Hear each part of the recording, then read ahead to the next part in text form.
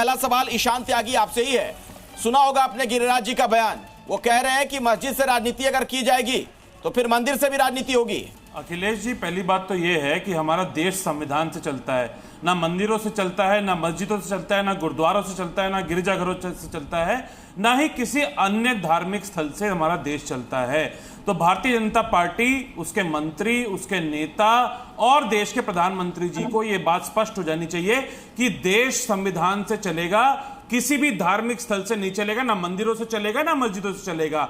और रही बात देखिए मंदिर जाने की या मस्जिद जाने की, हर कोई नेता जब अपनी रैली करता है, जब कोई यात्रा निकालता है, राहुल गांधी जी अभी सीतामढ़ी में जानकी मंदिर भी गए, उसके बाद आप देखिए कि जब भारत जोड़ो यात्रा हुई थी तो देश के कई अन्य मंदिरों में गए थे, भगवान महाकाल का भी पूजन राहुल गांधी जी ने किया।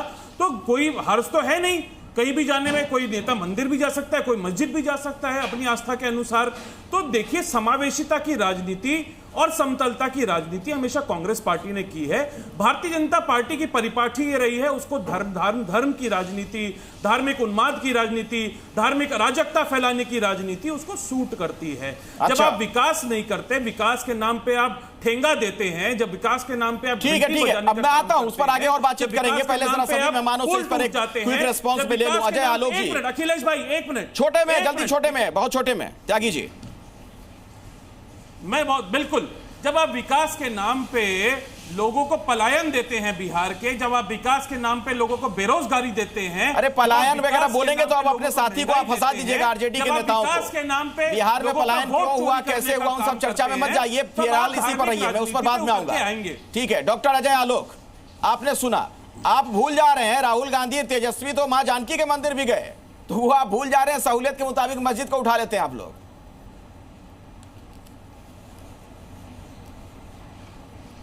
हाँ, अयोध्या में रामलला के मंदिर में तो लगता है जाना मना था ना, इसलिए आज तक नहीं गए और नौटंकी करने के लिए माँ जानकी के मंदिर चले गए। ये जो मस्जिद की तस्वीरें आप दिखा रहे हैं अखिलेश जी, ये कोई नई तो है नहीं। आज से 40 साल पहले 1985 में मुंगेर राजीव गांधी भी आए थे, तब भी ऐसी तस्वीरें मिली थी बिहार के चुनाव के पहले। आज फिर आपको ऐसी मस्जिद में तस्वीरें मिल रही हैं, तो इनको तो एक वर्ग का वोट सुनिश्चित करना है ना। ये जो उधार के गांधी हैं, इनको अपना वोट सुनिश्चित करना है। सबसे बड़े बूथ लुटेरे ये। इंदिरा गांधी का चुनाव कैंसिल हुआ बूथ लूटने की वजह से, न्यायालय ने कैंसिल किया। उसके बाद लगातार बूथ लूटते रहे ये, और साथ में अब इनके घूम कौन रहा है? जो बैलेट बॉक्स लूटते थे, लालू यादव का परिवार, अखिलेश यादव का परिवार। तो फुल टू चोरों की बारात है, निकलने दीजिए। मस्जिद घूमेंगे ही है, इसमें नई बात क्या है? लेकिन हाँ, मस्जिद घूमेंगे और क्या बात कर रहे हैं, जो भी करना है करें, लेकिन घुसपैठिए नहीं बचेंगे। ये घुसपैठिए बचाओ यात्रा जो चल रही है ना, इसकी परिणति कुछ नहीं होने वाली है। प्रधानमंत्री को जो गाली दी है उसका हिसाब तो बिहार की जनता और देश की जनता मांगेगी, क्योंकि हम इस धरती को भी अपनी मां समझते हैं। हाँ। जननी जन्मभूमिश्च स्वर्गादपि गरीयसी, और उस मां को भी आपने गाली दी है, और उस मां को गाली देने पर अभी तक आवाज नहीं निकली है ना कांग्रेस से ना राहुल गांधी से।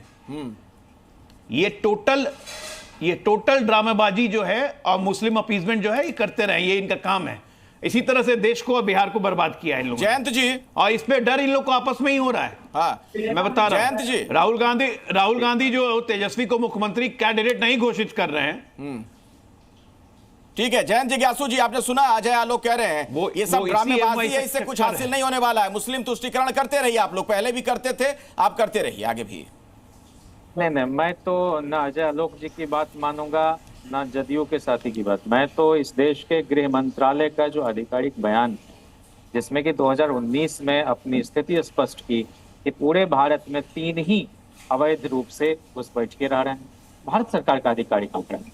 और 11 वर्षों से इस देश में नरेंद्र मोदी के नेतृत्व में एक सरकार चल रही है और पिछले 2 टर्म से अमित शाह गृह मंत्री हैं, तो उनको तो इस्तीफा दे देना चाहिए अगर घुसपैठ हुआ। सच्चाई ये है कि कहीं कोई घुसपैठ जैसी स्थिति नहीं, और अगर घुसपैठ है तो 20 वर्षों में 17 वर्षों से तो एनडीए की सरकार बिहार में है और गृह विभाग नीतीश कुमार के पास है। ये दरअसल ढपोर शंखी लोग हैं। ये बिहार में हिंदू मुस्लिम फिरका परस्ती जहर उगलो अगलगवा मंत्रालय के तो मंत्री नहीं। वो आप कह रहे हैं कोई हिंदू मुस्लिम कर रहे हैं, आप पर आरोप लगा रहे हैं आप मुस्लिम कर रहे हैं।